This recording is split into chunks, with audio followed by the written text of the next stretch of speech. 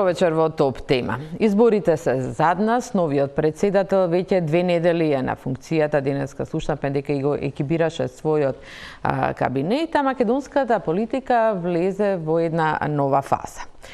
Ветени се реформи, пред се кадровски, но нив се уште ги нема. Која е пречката и кои се најслабите карики во владата? За ова и други прашања вечерва дебатираме со нашите стари познаници Сашо Клековски, Алберт Муслију. Добро вечер и очекуваме да ни се придружи Ѓулистана Марковска, поранешната пратеничка и аналитичар. Пред да почнеме, предлагам да слушнеме изјавата на премиерот Зоран Заев, што ја даде пред околу 1 час, токму за најавените кадровски промени по неговата вчерашна средба со лидерот на ДУИ Али Ахмети и за тоа што тие разговарале и колку уште ќе треба да се чека на кадровските промени. Да слушнеме изјавата на Заев. Сите коалициони партнери си имаме право да даваме своји коментари или не. На крајот ние сме партиципанти во нешто кое што го крепи парламентарно мнозинство. Ваквата рашомунијада од изјави која што можеме да ја слушнеме од одредени високи функционери на ДУИ, на крајот ќе биде подкрепено да видиме која е таа вистина за која што зборуваме. Јас сум мандатор. Тие може да гласат во парламентот или не. Кој ќе дадам предлозите за промени во парламентот, Артан Груби е пратеник во парламентот. Тој и неговата пратеничка група од ДУИ ќе се изјаснат за решенијата. Затоа имав средба со лидерот на нивната политичка партија ДУИ, за да знаат навремено кои чекори ќе ги преземам, согласно тоа да си донесат одлуки, да се разговарат во партијата и слично. Секако тоа ние сме партнери во власта и редот е да разговараме, да не биде тоа изненадување кога јас ќе го доставам предлогот за реконструкција на владата во парламентот, така коалиционите партнери треба да знаат што тоа ќе се случи во промена на владата. Да почекаме уште неколку дена, па да видиме. Значи, јас ги почитувам сите луѓе. Почитувам и опонентите, сите. Но слабостите кога се присутни, тие се слабости присутни кај луѓе. Не се кај сада сама, кај ДУИ, кај не знам другите политички, кај луѓе се. Тие доаѓаат од некои политички партии, еден дел доаѓаат независно. Ако е слабост присутна, присутна е слабост. И таа е мерлива, докажлива и се кажува. Ке дојде времето, ќе видиме дека буквално ќе бидат офатени од сите политички субјекти заради слабости.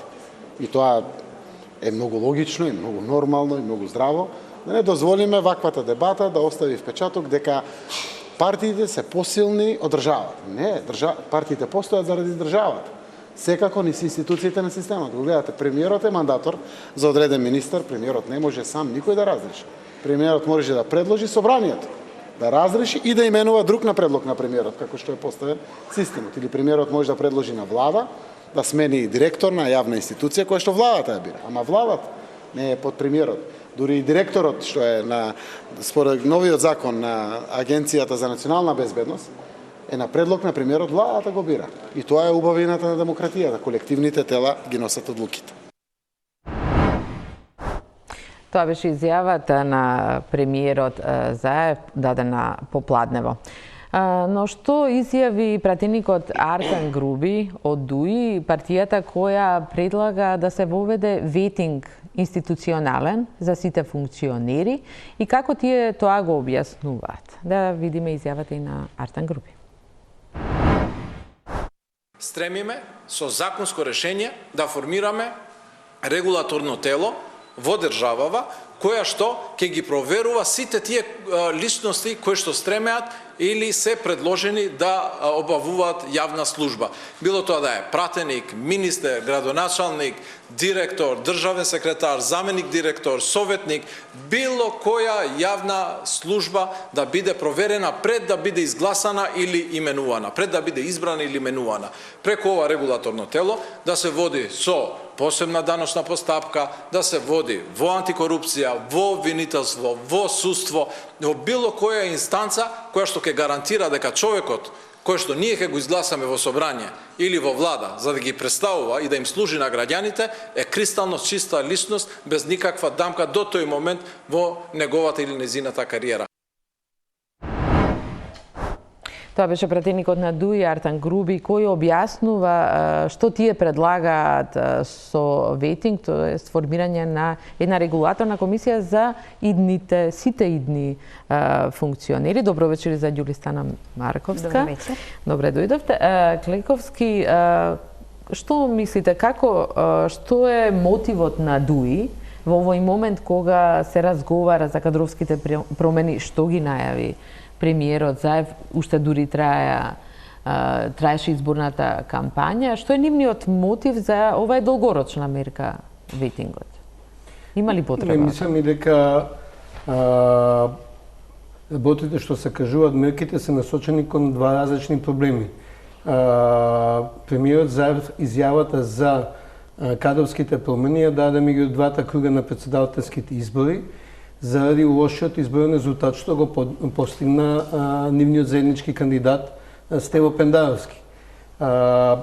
Проценката беше дека постои незадоволство меѓу граѓаните од перформансите, од резултатите во работата на министерства, институции. Како што рече, ја научивме лекција. Не беа граѓаните незадоволни од други работи кои системски се следат. Втората работа малку е неразбирлив предлогот на Груби, бидејќи ние имаме институција која ги следи и политичарите и добар дел од администрацијата, се вика антикорупцијска комисија или државна комисија за спречување на корупцијата, каде што сите треба да поднесат, има регистар за имотната состојба, каде што поднесуваат имотна состојба на почеток и на крај, така да може да се врши условно економски ветинг, дали некој еномно се збогатил за време на вршењето на функцијата.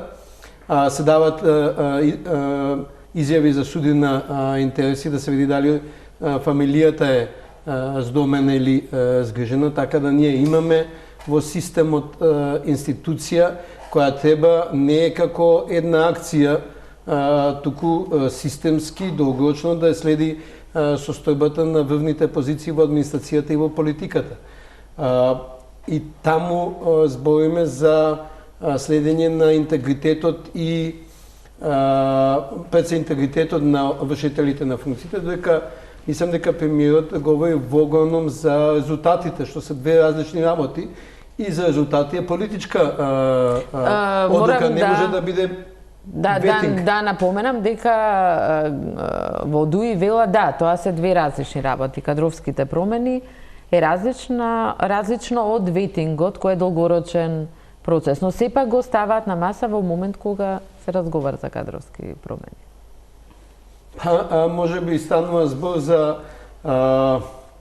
балансирање на различни интереси, малку ми е неразбирливо, бидејќи да не знаев дека господинот Артан Груби ја следи работата на антикорупцијска комисија, беше вклучен во изработката на новиот закон за корупција, што беше донесен пред неколку месеци. Значи, ние имаме... И председаваше со комисијата. Председаваше со комисијата за избор на антикорупцијска комисија. Мене ми е нејасно дека од него сега излегува нов предлог, кога сега го носиме законот за антикорупција. Муслију, како го коментираш? Што е мотивот на ДУИ? Тие велат дека ветингот веќе го спроведуваат во својата партија и дека сакаат да го прошират и на другите функционери. Друг концепт.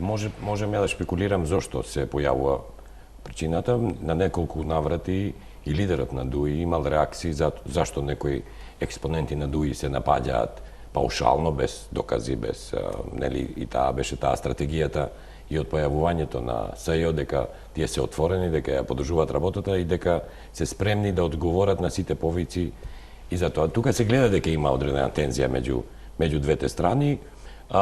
Прво, премиерот вети нешто измеѓу двата изборни круга, тоа верувам дека и ќе го испорача, во која мерка тоа тек треба да го видиме. Од друга страна, знам дека имаше иницијатива и од ова мнозинство, нарочно од премиерот, за ветинг во правосудството, затоа што такви случаи имаме нели во Албанија, и тоа е покомплексен модел. Не е тој, например, пратеник не може да се ветира.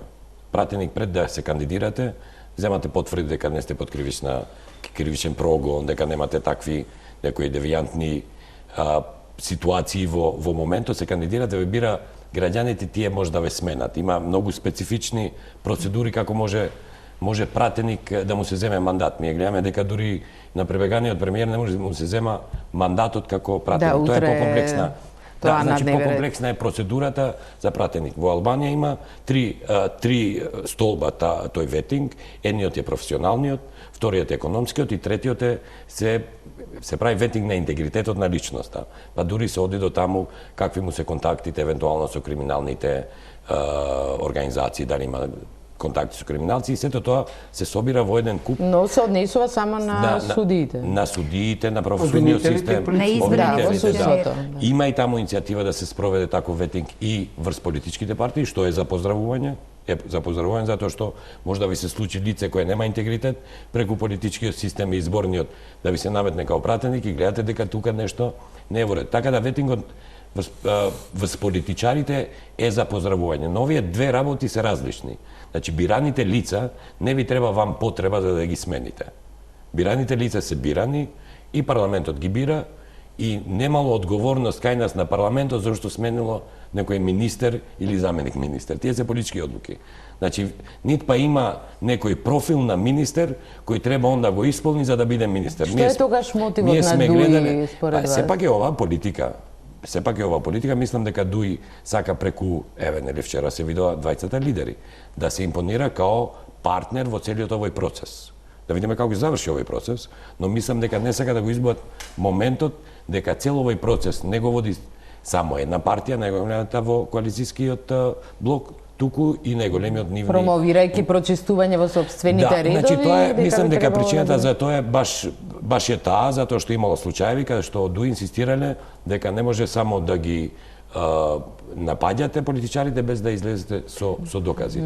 Но ви велам, мислам дека дел од пиарот, што сме го имале и во минатото, да се разбереме ние и во процесот на номинирање председателски кандидат, имавме еден куршлус, тој се надмина, верувам дека после вчерасната средба ќе се надмине и ова, затоа што е барање не само на граѓаните, туку и на нашите партнери, дека нешто што шкрипи треба да се смени. За тоа што треба да се смени може би ќе зборуваме и покасно. Како вам ви изгледаат овие се уште најави? Ги изјавите и најавите, малку морам да кажам да не можам да се отргнам од впечатокот дека и двата политички партнери сакаат да купат време и дека тоа време е малку ретерирање од претходните изјави кои што беа за брзи смени на луѓе кои што не покажале резултати во својот домен на работа, пред се во економската сфера и мислам, има големо охрабрување премиерот да се она што го направи на дворечната политика, ако веќе го гледам него како олицетворение на се она кој што веројатно тимски се работеше,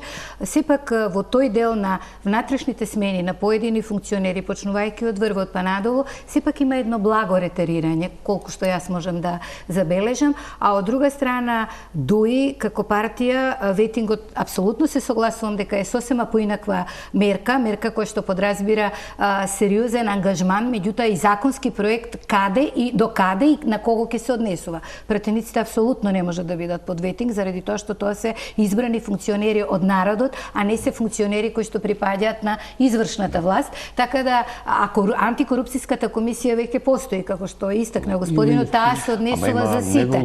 Меѓутоа сепак јас го оправдувам ветингот како мерка, бидејќи се покажа дека носи особено во делот на правосудството во соседна Албанија многу корисни резултати. Тоа е еден проект кој што треба да се обработи.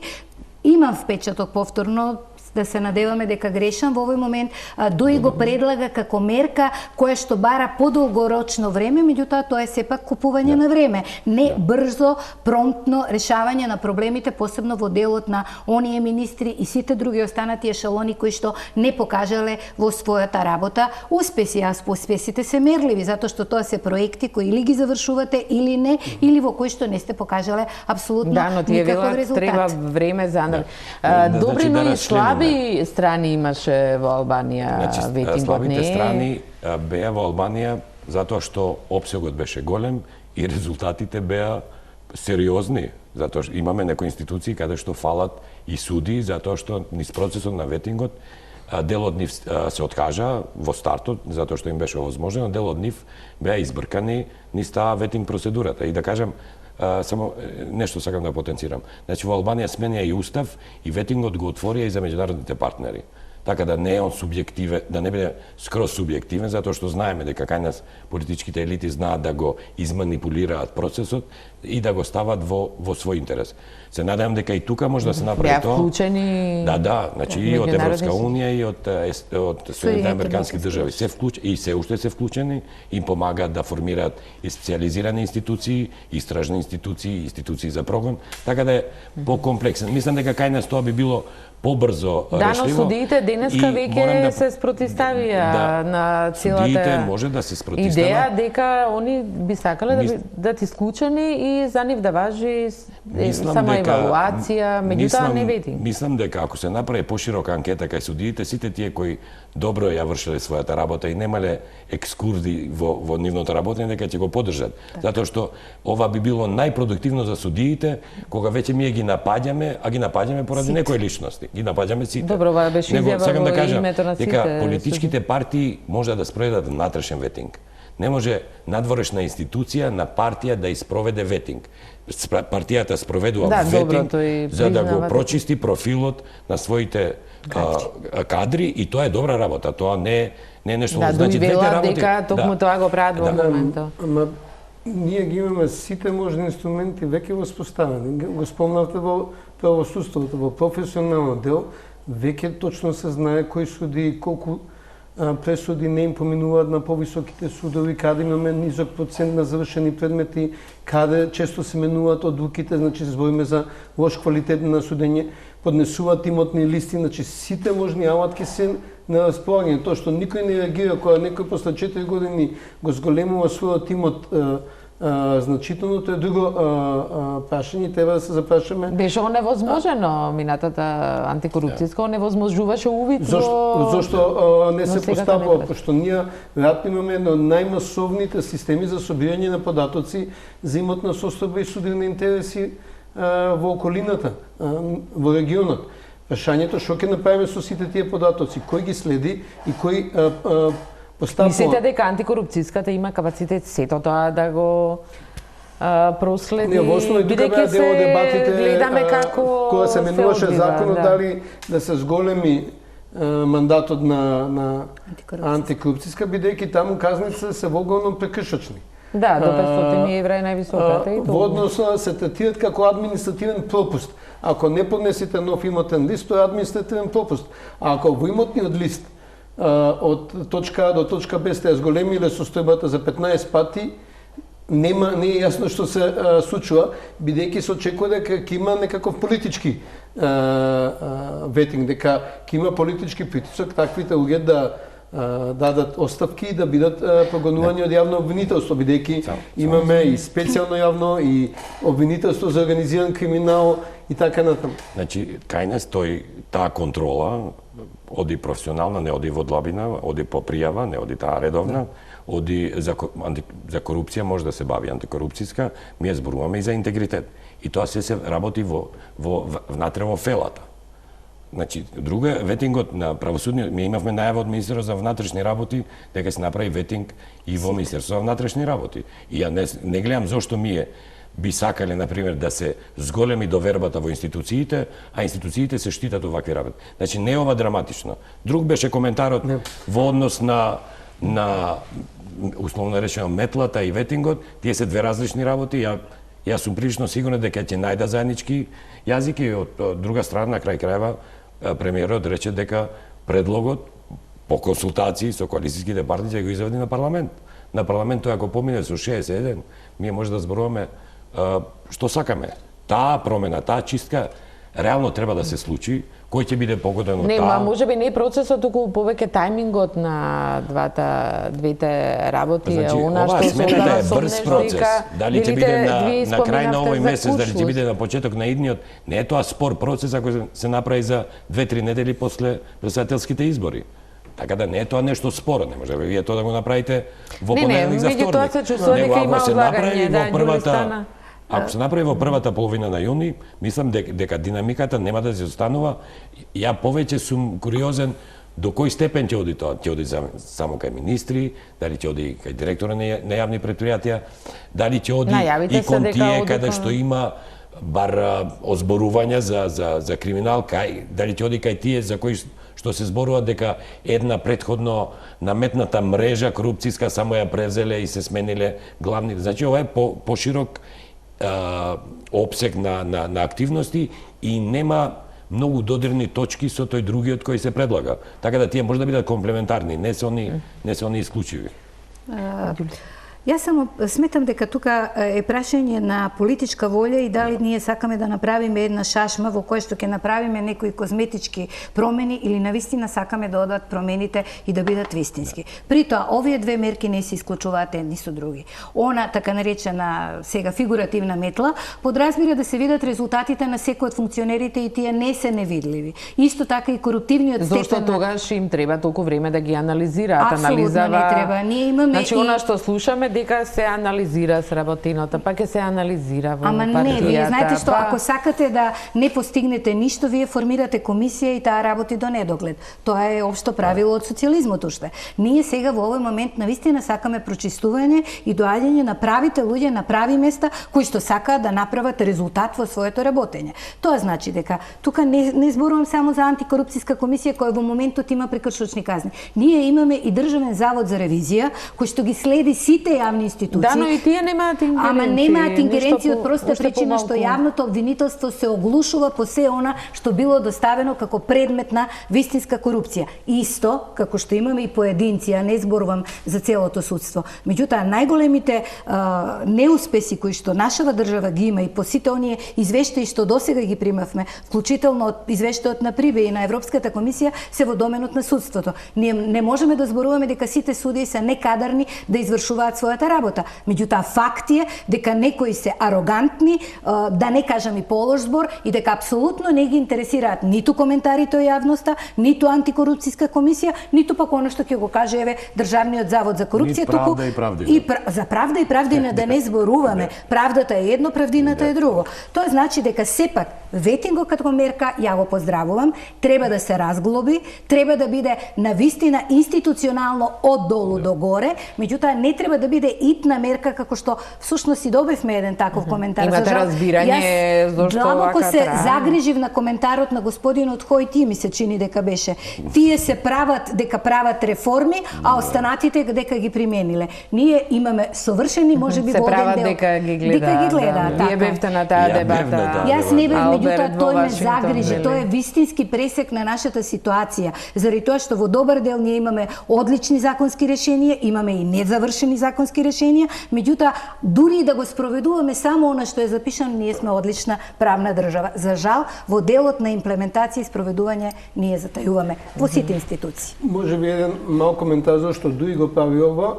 Мислам дека Дуи е свесна дека е под голем притисок на јавното мислење, која смета дека е најкорумпираниот дел од македонскиот политички систем, дека после X години на владење со ВМРО ДПМН не може да останале надвор од високата корупција која беше присутна во претходниот систем. И тој е веќе формиран стереотип за Дуи. Предпоставам дека ветингот го гледат како можност да низ системот се ослободат од тој баласт, иако кога ќе бидете етикетирани во Македонија многу тешко се ослободуваат од етикетите. На другата страна, може би на примерот му доаѓа малку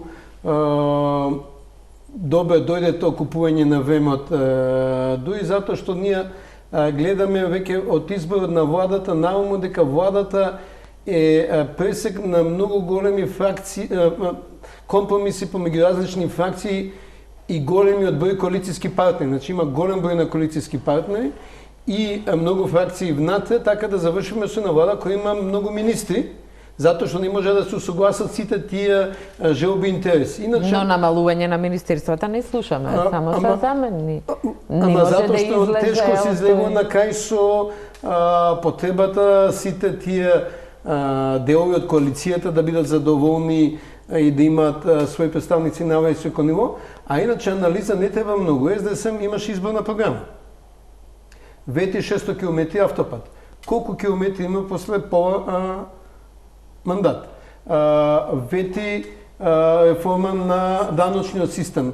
Дали приходите од персонален данок се зголемени или намалени после тие реформи? Бидејќи целта на реформата е нормално да се добие поправеден систем, ама и да се зголемат приходите. Мислам, да не ги набројам едно по едно министерство, меѓутоа за сите министерства, за сите подрачја имаше одредени ветување. Таа е таа политичка одговорност. Ние како граѓани имаме форма на контакт, имаше ветување, заради тие ветување СДСМ избран. Тие ветувања се составени од различни подрачја, здравство, образование и сега треба да видиме што е направено.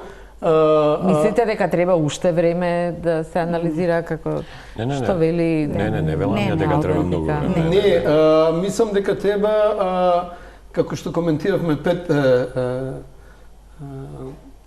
почетокот на емисијата, храбра одлука која можеби ќе задине во тешкиот баланс на различни фракцијски, коалицијски интереси во ова влада, што нели и обстанокот на таа влада е битна. Меѓутоа тоа е тоа што премиерот мора да си го одлучи. Дали ќе продолжи со еден ваков состав на владата и најверојатно ќе се соочи со загуба на парламентарните избори, бидејќи има одредено незадоволство од ресори, луѓето сака да видат промени на подобро, или ќе преземе еден храбар човек кој и се разреша да работите таму каде што има поголеми забелешки за резултатите, постигнатите резултатите по ресори. Марковска, гледате некоја нерешителност кај ЗАЕФ или немоќ? Па, не гледам некоја немоќ, меѓутоа можеби недостаток на храброст, заради тоа што едно е да влезете, навистина е голема храброст вие да ги направите тие промени во надворешната политика.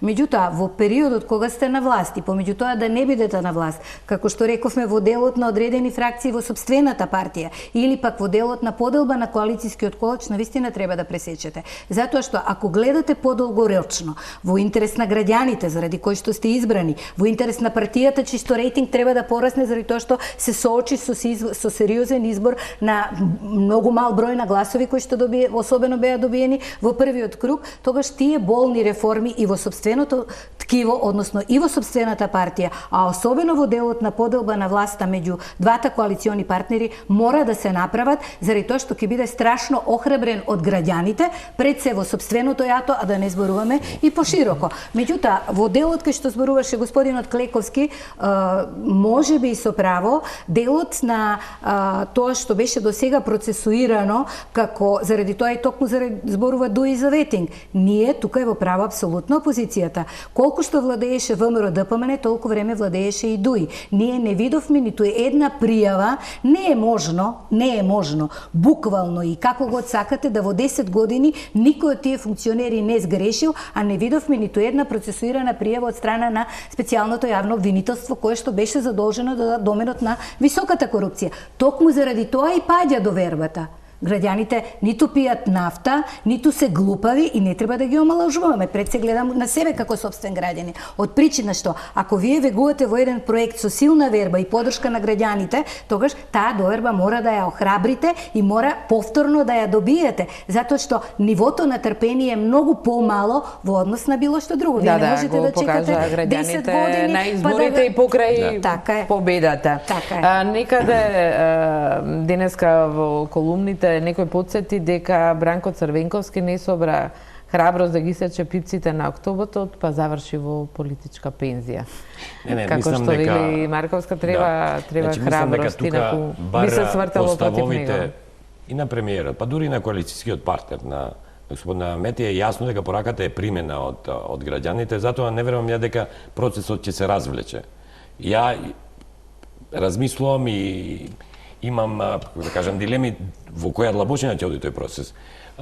Би го поздравил фактот дека премиерот највеќе ќе има метла и внатре во структурите на таа партија и да се разбереме.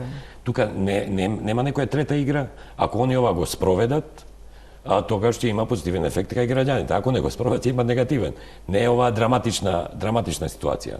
Но пораката беше многу јасна, јасно е примена и верувам дека храбри чекори ќе следат. Ако не следат храбри чекори, само ќе се развлекува целиот процес и ќе има негативен ефект.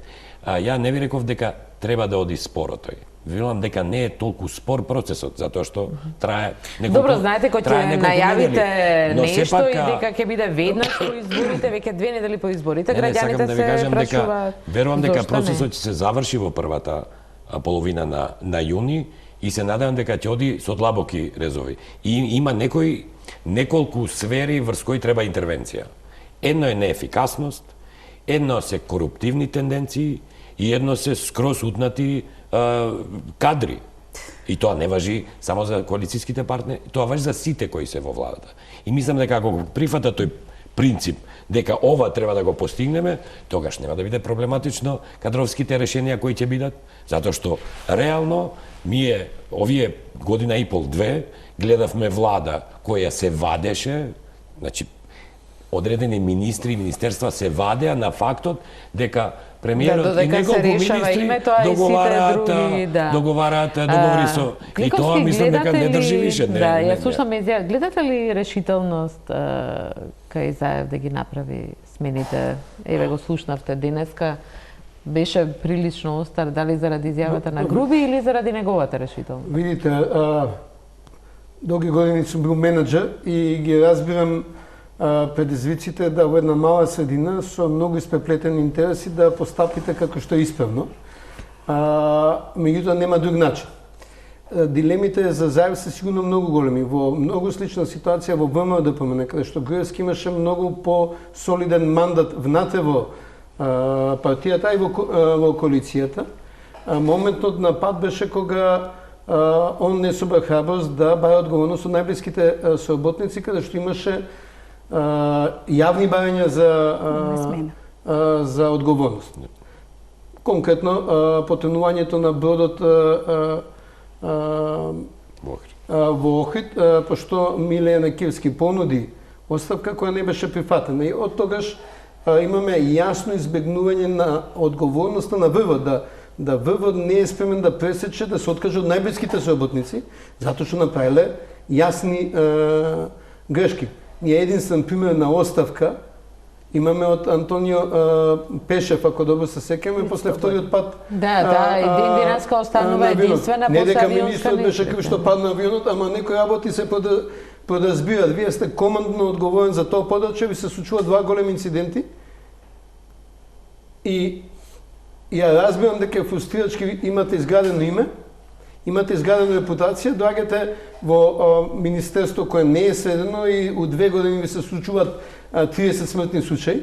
Знам дека е тешко да прифатите лична одговорност, ама сте требале да знаете кај се нафаќате дека ќе бидете раководител, кај ќе бидете министер. Да, но предходната влада апсолутно избегнуваше, дури и на фатени во... Добро, ама таа отиде во екстрема. И тоа избегнување на одговорност не доведе во оно што не доведе, што не сакаме да се повтори. Кој видовме и покрај големата мок внатре во ВМРО-ДПМН и надвор што го имаше, сепак падна како систем.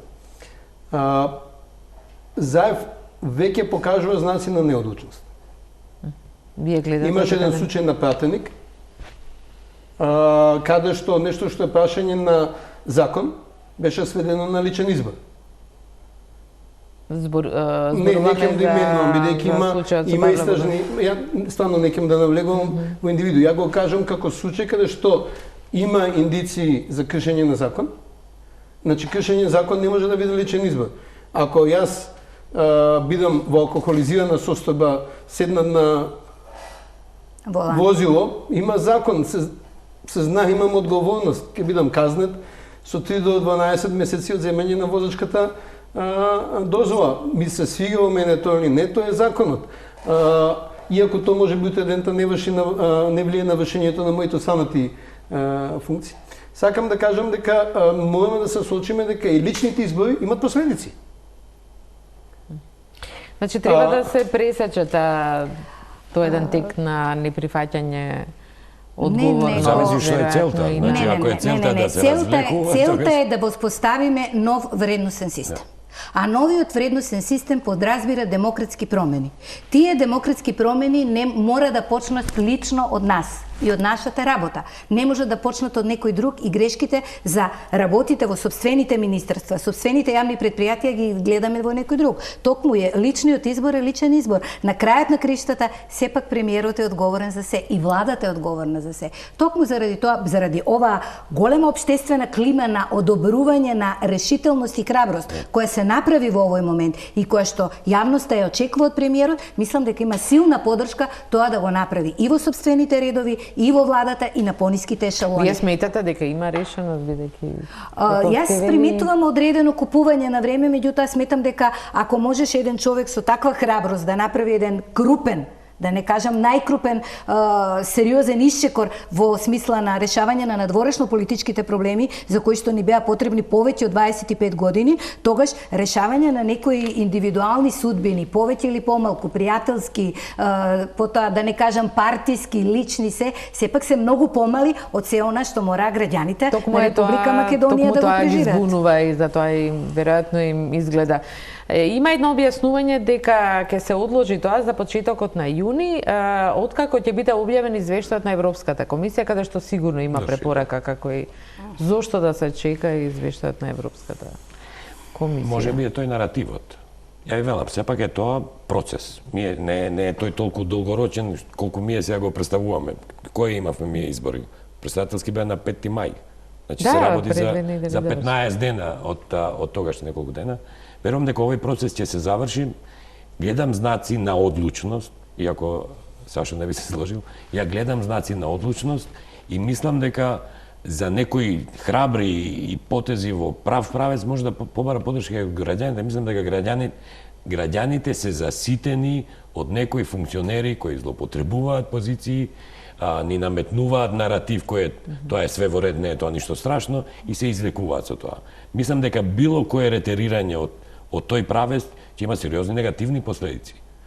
И врз Заев, и врз владеачкото мнозинство, но вечерва со тоа што го речем, мислам дека има одлучност да оди во тој правец. Па крајната реченица беше дека тој предлог ќе му се прати на парламентот. Парламентот, ако не изгласа со 61 пратеник, тогаш владата паѓа евентуално некој ново мнозинство на избори. Нема тука многу простор па да го разбекуваат. Споминавте пред малку дека имаше куршлус, имало куршлус меѓу ДУИ и СДСМ, меѓу двата круга од изборите. Ја реков дека имаше куршлус во фазата на номинација на кандидат. Да, добре, и неучеството на ДУИ во првиот круг беше... ова пред да се предложи кандидатот. Ова мислам дека се случуваше многу порано. Мислите дека тоа трае, тој некаков проблем? Не, мислам дека тоа го решија самиот факт што ДУИ застана позади да, на крај ја подржа. Да, меѓутоа застана од причина што тоа значи паѓањето на парламентарното мнозинство и јакнување на опозицијата, значи нови избори, тоа е дефинитивно. Во секој случај партиите си ги имаат своите интереси во влагаат во процес. Него сакам да се навратам на она преска што го зборат. Мислам дека ако ја побара таа поддршка од граѓаните, дека ќе може похрабро да влезе и во реформите во судството, па евентуално и ветензи да се наметнат. Каква поддршка од граѓаните? Видите, па друго е која јавното мнение ве поддржува за нешто што чувствуваат или го проценуваат како корисно и добро за нив, за општеството и за државата. Знаете, не мислите дека има таа поддршка? Ја мислам дека има, се додека оди во тој правец некои работи да ги реши. Не беше само надворешната политика, и некои внатрешни наративи сериозно, кон нив сериозно се нафати. Не забравяме, стоеше цврсто и зад законот за јазици, и зад договорите со Бугарија, со Грција и така натаму. Значи, тоа беа храбри потези кои граѓаните знаат да ги ценат. Да, нам има една мала разлика. Сега доаѓа до најблиските соработници на премиерот. Сега доаѓа до најинтимните релации. Значи, Груевски почна да паѓа во моментот кога не му даде отказ на Милена Киевски за бродот, на Гордана Јанкуловска за Мартин Нешковски и така натаму и така да не набројам. Зошто тоа он не го направи? Зошто тие двојца му беа од внатрешниот круг во 5 најблиски соработници во партијата. И сега е лесно, на тоа се сведе новиот бран, сменија 3 директори на 15-то ниво и тоа беше новиот бран во ВМРО-ДПМН. Сега ќе дојде до тоа дали има одговорност кај Оливер Спасовски. Да видиме дали Како се статистиките за убиства? Дали има пораст, паѓање, дали има решавање, нерешавање? Кои скандали се случија во Министерството за внатрешни работи? Дали имаш обиди за прикривање? Се говори за некои настапи на деца на партиски функционери во истокот, во насилни акти кои се прикриват. Значи, и сега прашањето е дали меѓу најблиските ќе засечете. Ја верувам се да не бидам погрешно разбран, за премиерот Зоран Заев е најлесно да пресече кај министрите на ДОИ, пошто не му се блиски. Најтешко ќе биде да се пресече во внатрешниот круг во СДСМ, во одбрана, во внатрешни работи, во правда. Ја не мислам дека било кој од граѓаните ќе го смета као метла ако се насочи таа метла само кон другите партии. Ја мислам дека тоа е наивно и да се очекува дека тоа би поминало кај граѓаните. Ако веќе најавува дека ќе има метла внатре во партијата, во екзекутивата, во локалната самоуправа и така натаму, мислам дека пристапот е сериозен. Сега ние може да шпекулираме само овде до кај ќе оди. Но ако не се реагира баш таму кај што треба, тогаш целиот процес само ќе биде една фарса. А не верувам дека се наивни толку да мислат дека само со една фарса или само со едно миење очи, како се вика тоа, дека целиот овој процес е ова сериозно им виси на грб. Ова барање за храбро менување на некои девијантни појави. Не зборувам ја само за корупција, јас зборувам и за неработење, зборувам за ноншалантно однесување. Да, и еко непотизмот е она што остана како најцрна. Него зборувам за некои работи и за сите тие министерства кои ви велам, овие 12-15 месеци се извлекува со големата работа која треба да ја сработат други. Ова преговорите со Грција ги водеа премиерот, министер за надворешни и неколку други луѓе. Тоа немаше врска со 2-13 други министерства. А тие сепак се ваѓа во процесот да го решиме ова, па ќе влеземе безериозно. А видете, јас мислам дека сепак степенот на транспарентноста на она што се случува и во владата и вкупно во Македонија во овој момент е многу повисок. Така да не можеме да зборуваме ако вие како медиум, не само вие како телевизија Телма, туку и сите останати, порано не смеевте да зборувате за партиските вработувања кои не беа едно или две, туку беа буквално по список, кои што не можете да зборувате за бројот на убиства, за бројот на исчезнати луѓе, за низа работи кои што се случуваат секојдневно и во други држави кај нас. Испаѓа сега дека во овој момент, токму заради транспарентноста, некои луѓе кои што можеби и добро работат, само заради тоа што работат, а можеби и грешат, меѓутоа сепак тоа треба да се види по однос на тоа кој колку се работил, тие дека се погрешни луѓе и на погрешни места за сметка на оние кои што си седат, си молчат, не таласаат и буквално ништо не работат. Тоа значи дека тие се најподобните. Тој што работи, тој може и да сгреши. Меѓутоа, во овој момент да не заборавиме дека ние никогаш не сме имале статистика за тоа колку луѓе исчезнале, колку луѓе имале убиства. Таа статистика ги стана МВР има редовни билдени. Не, има, меѓутоа тие не биле објавувани. Ако има статистика, пошто јас сум ако има статистика, тогаш полицијата има. Да, меѓутоа не биле објавувани. Не биле објавувани. Значи, на моје барање од Министерството за внатрешни работи сум добил информации за трендови историски во сите области. Мене ме интересира за насилство засновано на омрза, за сите можни покренати постапки за сен и постои статистиката. Ама тоа не била Дали сте можеле тоа во времето на ВМРО-ДПМН да го добиете во вистинска смисла? Во времето на ВМРО-ДПМН сум го добил, со писмо со барање. Не сум баш многу сигурна, затоа што ако можело да се прикрие цело едно убиство за кое што имаше луѓе и луѓе, тука зборувам за Мартин Нешковски, тогаш што зборуваме за луѓе кои што секогаш се убивале, ќе се убиваат, можеби и пак тоа се несогласување. Не мислам никого да бранам. Меѓутоа имам впечаток дека ние сме настроени повеќе кон луѓето кои што се вртат во јавноста и работат за сметка на другите кои си седат, си молчат и караванот не каучи. Ама така се бранеше и ВМРО-ДПМН. Па имаш ли поголеми работници од овие што ги спомнувам? Значи вака да можам да кажам нешто тука. Значи ние веќе имавме ставови на антикорупцијска комисија дека со некои функционери се поврзани дека работеле цела фамилија. Сега тоа ќе го ставиме, абе работник е, па нека работи цела фамилија. Не. Дали било кој од нив понесе одговорност? Не. Затоа ќе биде тежок процесот, пошто никој не се чувствува одговорен. И јас, кога ќе сгрешам, се чувствам одговорен и не се бунам. Има казна, има забрана, си молчам, крив сум. Тука е токму на премиерот палката кој што ќе каже дека секој во својот ресор треба да си ја понесе одговорноста, за тоа треба да биде охрабрен, инаку секој греши. Никого не амнестира ако ништо не сработил. Значи, тие се вклучени во потребата. Тоа е другата кајност.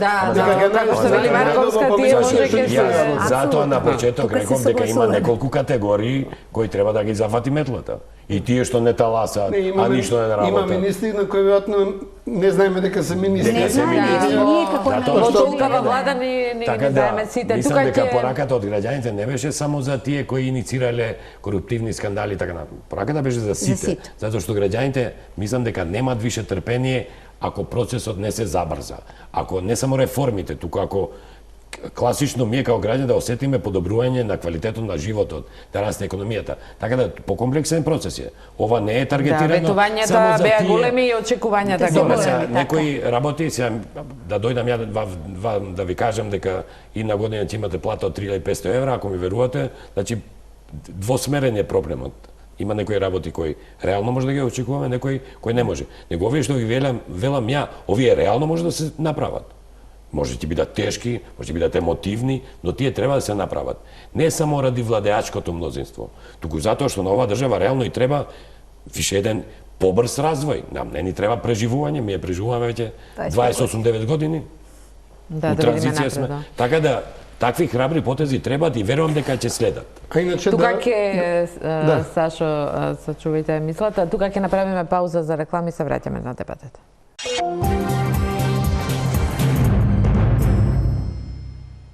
Гледате Топ тема, разговараме за кадровските смени, ветингот, промените во партиите. Кликовски пред рекламите ве прекинав околу тоа, околу решителноста. Јас сакам да кажам зашто може би одлагање на одлуката и повезување со одлуката на... Со извештајот на Европската комисија. Па не толку со извештајот, бидејќи ние позитивни извештаи сме добивале години назад, туку повеќе со политичката одлука, дали ќе се отвори датум за преговори. Датумот за преговори, реалниот датум за преговори со датум, не датум без датум, е едно од клучните ветувања на оваа влада. Остварувањето на тој резултат или неостварувањето може битно да влие. НАТО е повеќе абсолютно приказна и нема некакви... Да, тоа е сигурна работа. Нема некакви очекувања дека тоа нешто ќе смени у нашите животи. Интервју во понеделникот вели ќе имаме политичка криза ако во крајот на јули, 26 јули или 23 се одлучува. Мислам, сега може би шпекулативно, дека бидејќи тоа е клучното ветување на оваа влада, дека може би премиерот размислува да понесе поголема одговорност доколку тоа не се оствари. Доколку тоа се оствари, мислам дека премиерот ќе добие нов ветер во грб и ќе има многу поширок мандат да направи неопходни промени што ќе демонстрира дека сме спремни тој датум умно и брзо да го употребиме за да постигнеме напредок во клучните подрачи. Но не може да вликува до тогаш до одлуката за добивање тоа е политичка одлука. Значи за мене не е толку важно тоа да се случи брзо, колку е важно да се демонстрира дека има содржина, дека има критериуми, дека има содржина, едноставно дека не е тоа некоја форма, сега луѓе во барат некого да се стави на ломача, да се запали некоја вештарка и ќе продолжиме после секни дека е некаква жртва е поднесена пред гласачите. Мислам дека повеќе би сакале да видиме дека е размислено, дека има контекст, образложение зошто се некои работи се менуваат или не направени и за мене времето не е толку важно. Неколку месеци плюс минус во Македонија навистина не менуваат многу. Меѓутоа мислам дека битно ќе влие како ќе се одвива натамошниот дел од мандатот во зависност дали ќе добиеме датум или не. Марковска, опозицијата во моментов некако е настрана, гледа, ја користи, се разбира ситуацијата, бидејќи сите очи и критики се кон владата, но што прави опозицијата? Зборувавме за промени внатре во СДСМ, дека и таму се најавени кадровски чистки, дуи вели прават ветинг на своите членови, што прават во ВМРО ДПМН? Нели и таму треба време за промена? Одамна е време, но гледате ли промена? ВМРО ДПМН прво имаше еден октруиран председател, тоа е факт, заради тоа што беше наметнато од претходното раководство. Меѓутоа, со успехот, сепак за мене е успехот, без оглед на бројот на гласовите, кои што беа постигнати на председателските избори, како и со тоа што умно се одеше со независен кандидат, кој што ќе привлече и поголем број на членови од гласачкото јато, кој што е многу лојално во ВМРО ДПМН. Тоа не е тајна, затоа што матрицата и самиот концепт на ВМРО ДПМН е сосема поинако во другите партии. Тоа е друг тип на организација. Со самото тоа што се одеше со независен кандидат, се имаше двојно алиби уште во старт. Ако победи, успехот е наш, ако изгуби, тоа е заради тоа што беше независен кандидат, па имаме мала резерва. Тоа е така. Меѓутоа, сепак освоениот резултат е сепак едно одлично јадро за рехабилитација на опозицијата. Прво што има навистина добри податоци, тоа го гледаме и од секојдневните пресконференции, кои што не може да бидат само фейк вести, кои што се ветер во власта, кои што ги откриваат малтене сите афери кои што се случуваат заедно со новинарите. Никој не може да остане глув и слеп на она што ќе се каже јавно, што за нас како држава е добро. Доколку ВМРО ДПМН смогне храбро заедно со новиот председател Христијан Мицкоски да се како да кажам, да ги осуди сите криминални дејанија на претходното раководство, пред се тука мислам на почесниот председател господинот Груевски, тогаш ВМРО ДПМН е на добар пат да стане силна конзервативна партија со променет статут, кој што ќе ги ојача местните комитети и кој што ќе даде власт на оние кои што навистина се избирачи. Тоа се оние кои што се долу на пирамида. Гледате ли таков некаков знак во сегашното раководство на ВМРО? За жал, досега не гледав. Меѓутоа се надевам господинот Христијан Мицковски дека сепак ќе биде поумен, ќе искористи оваа ситуација и дека тоа ќе го направи заради мир и во сопствената куќа, заради тоа што има голем број на одметнати луѓе, нека не смета на оние луѓе кои што ќе дојдат после овој резултат да набаци рака условно речено, заради тоа што тоа се луѓе кои што се секогаш со власта или сакаат да бидат власт. Зборувам за луѓе кои што имаат сопствено мислење, кои што можеби и не биле во структурите. Не се работи само за функција, се работи за тоа како сте вие идејно определен, дали сте во таа матрица или не, дека ќе успее да собере храброст, да ги собере сите, меѓутоа пред се, за да го подобри својот меѓународен имидж и својата коалициона способност и покрај тоа што се наоѓа за краткото паметење смета на јавноста, заради тоа што смета, ако ние победиме на изборите парламентарни, првиот со првиот ќе прави коалиција, па дали тоа ќе биде ДУ или некоја друга власт, не е важно. Така да кажете дека нема потреба во меѓувреме да прави било каков напор да се приближи.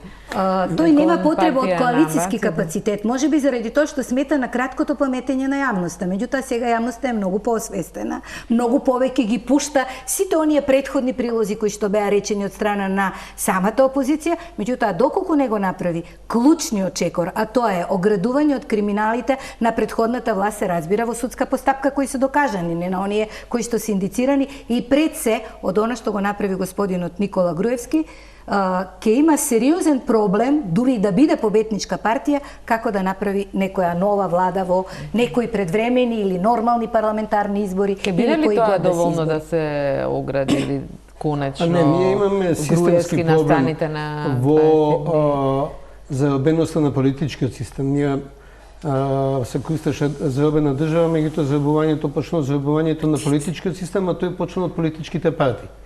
Значи, ние во клучните политички партии воспоставивме систем каде што председателот ги избира делегатите на Конгресот, што после треба да го изберат него и да му гласаат на председател. Тоа е карактеристика практично за сите.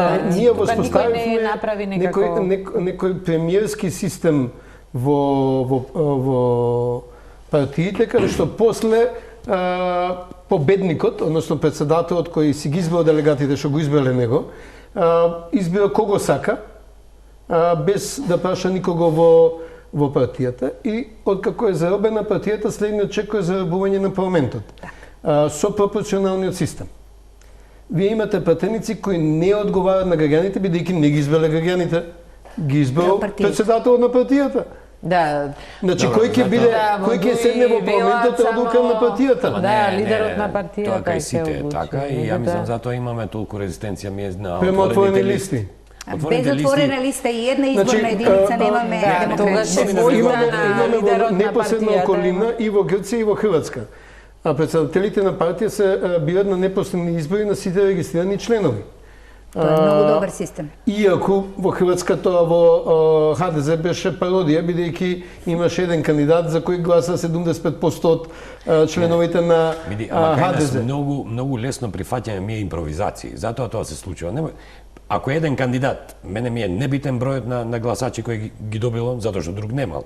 Значи, не е само отворените листи, кај нас сериозно треба и таа личноста на тие политичари да се анализира. Затоа за мене отворените листи се најбитниот фактор. Све друго може да се импровизира.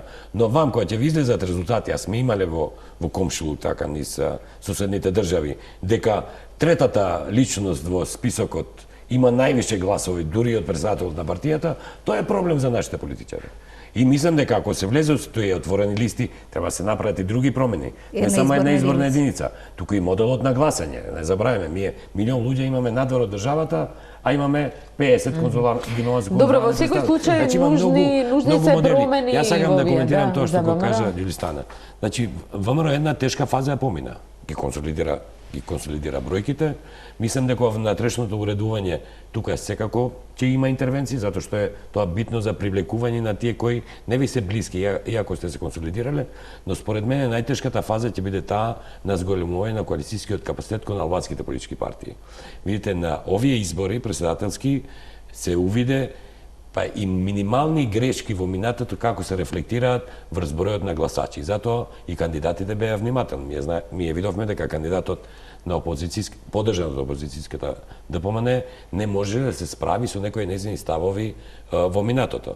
Така да, колку год да се смета на таа кратка меморија, мислам дека јавноста е толку вклучена во процесот да не може ни една, уцено речено, албанска политичка партија да добие карт бланш, да соработува со било кого, само ради изборните резултати, затоа што тоа ќе има сериозна реперкусија врз нивните гласачи. Кога сме кај ВМРО ДПМН Кликовски Марковска, дали може да се очекува ВМРО, бидејќи го повикуваат и тоа да направи промена една идеолошка, неприфаќањето на преспанскиот договор беше лајтмотив на нивниот председателски кандидат, иако независен, да се сврти кон евроинтеграциите, односно како велат националистичките некои убедувања да барем да омекнат, ако не бидејќи како десничарска конзервативна партија, значи, е тешко да се направи еден таков шифт. Започна во првиот дел од водењето на Никола Груевски, која прв пат ВМРО ДПМН извади сеопфатни политички програми кои беа базирани на општо прифатени вредности меѓу народните партии. Тогаш беше и тоа ребрандирање со боите, која се напуштија црвено-црните бои на ВМРО, се премина кон проманџерствата и така натаму. Во првиот момент на криза, тоа беше судиот со известен под водството на Бранко Црвенковски, скоро се тоа се заборави и се помина на тоа што се мислеше дека носи победа на изборите. Ситуацијата 2015-16 покажа дека тоа може би ви носи консолидација меѓу своите, ама не ви носи победа. И јас се согласувам дека може да има и најмногу пратеници да се наоѓа во постојано истата ситуација во која се наоѓаше Лјупчо Георгиевски на самиот почеток, да без разлика што имаше најмногу пратеници, заради недовербата према ПДП, стана опозиција. Значи имаме таква историја и не треба да замежуваме кон таа историја и мислам дека има еден тивок процес каде што можеби раководството јавноста збори едно, а во практиката веќе морам да кажам дека ВМРО ДПМН се откажа од некои од најксенофобните и екстремни гласови во јавноста што беа асоцирани со ВМРО ДПМН. Не би сакал да давам... Тие се префрлија во други структури. Во помали, други... Значи гледате сепак дека да, предходно можеби се тие 20-30 илјади гласачи, заради таа бројка предходното раководство не кеше да се откаже од тој фолклор, условно да го кажам, присутен, меѓутоа мислам дека е многу јасно дека ова ВМРО-ДПМН е целосно посветено на евроатлантските интеграција. Воопшто немам дилема околу тоа. Никој од раководството, ги познавам лично најголем дел од членовите на раководството, не гледа никаква друга алтернатива опција, ниту планира да шпекулира, да кокетира со некоја друга страна. Прашањето е сега како тоа понатаму ќе се разработи и ќе се врати во еден период пред да кризата тотално го истурка од колосекот и која можеби на некој дневно адхок основа се влечеа потези што само ја усложнија ситуацијата и изолацијата. Сега проблемот е дека веќе како што е дуи стереотипирана дека е корумпирана, во меѓународната заедница, во дел од водечките западни медиуми има една стереотипизација на ВМРО-ДПМН која не е баш најпријатна. Дали тука ќе видете да ви кажам, точно се согласувам со вашата констатација дека токму играјќи не на националистички, тоа се патриотски чувства на граѓаните, посебно на оние граѓани кои што немаат ни доволни информации, ниту знаат какви се тие тешки патишта за преговарање, дека таа горчлива пилула на промена на името мораме да ја голтнеме сите како граѓани, затоа што е кондицио sine qua non. Тоа му е совршено јасно на раководството на ВМРО-ДПМН. Меѓутоа се покажа како совршено конјунктурно во овој момент на председателските избори да се оди буквално со тоа. Ние не го признаваме Преспанскиот договор, ние ќе одиме на промена на името и покрај тоа што во вториот круг имавме една благо балансирање на кандидатката која што повеќе одеше фронтално сама, без помош на господинот Христијан Мицковски, кој што рече јас сум легалист и ќе се потрудам тоа да го направам по легален пат, што и по легален, да не зборувам по илегален пат, е невозможна мисија. За сите нас во Македонија тоа е јасно, совршено е јасно и на раководството. Меѓутоа јас не знам како од таа досегашна конјунктурност на играње на патриотски се чувства ќе се извлече самиот председател на ВМРО-ДПМН. Да не заборавиме една негова изјава. Јас лично нема да ја заборавам. Дури да бидам избран за премиер на Република Северна Македонија, јас ќе се откажам од премиерското место. Тоа е многу силна изјава за човек кој што претендира да биде премиер на Република Македонија без оглед во кое време. Плюс за сите оние кандидати кои што во моментов се дел пратеници, дел биле подпредседатели на партија, тука се исклучувам комплетно јас, заради тоа што некој тоа го поврзува лично, апсолутно не сум заинтересирана за никаква функција, јас припаѓам на таа матрица и останувам доследна како гласач, како граѓанин на тој дел. Меѓутоа, зборувам за луѓе кои што вложиле добар дел од својот демократски капацитет на добивање на многу избори на све, кои што беа легално или илегално, дури и со многу прости мерки избркани од одредени општински комитети кои што малте не немале ни можност да се подржат со одредени работа. Ама и за матрица има СДСМ. Каде се банковистите? Да, тоа им се случуваше на сите нема ни еден квалитетен кадар. Ама тоа е потешко, полесно е да го правите во власта отколку кога сте во опозиција, затоа што во опозиција треба да обединувате, а власта има колачиња за сите. Алберт, дали дуи со сиве овие партиски, натрепартиски промени, ветинг, повторно зачленување и така натаму, ќе успее да го трне она, како што рече Клековски, дуи се поврзува со коруптивност? Ја мислам дека тоа се зависи од новите личности. И како тој процес се тера. Тоа се согласувам со Сашо, ако се тие квалитетни, ние ќе ги препознаваме. Не ова голема држава, па ние да не знаеме, ако дојде некој квалитетен кадар или ако се избрка некој лош кадар, дека тоа е направено. Ја мислам дека од тоа е најбитно, не само процедурата, него какви ќе бидат и резултатите на крај. Ако тие резултати се добри, се квалитетни, тогаш можеби ќе почнат да се издвојуваат. Тоа и сакам да коментирам дали имало процедури. Значи, не треба да ги кривиме политичките партии. Ние во правосудството треба да интервенираме за да има недискриминаторен однос кон сите. Кој сгрешил да одговара. Така е. Да, тоа допрва треба да стигнеме. Реално, во тој систем, тој што го кочи, а тој што го кочи анализиран од негови колеги, судски суд. Ако ја анализира. Не се согласувам. Јавниот обвинител на Македонија се избира на предлог на владата. За мене постои јавна Јасна одговорност на владата кој јавно обвинителство не постапува по извештај на државна ревизија. Ама нека има иницијатива да се смени, не ме разбираш што сакам да кажам. Не можеме ние да тежнееме кон Европска унија и за судски процедури да ги напаѓаме политичарите. Треба тој систем кој ги спроведува тие процедури да го нападнеме, да инсистираме да се смени, да го поддржиме да се смени. По сите партиски владини дојдовме до суштината, тоа е судството, но тука мораме да завршиме оваа емисија. Ви благодарам сите на учеството. Останете на Телма, имајте убава вечер.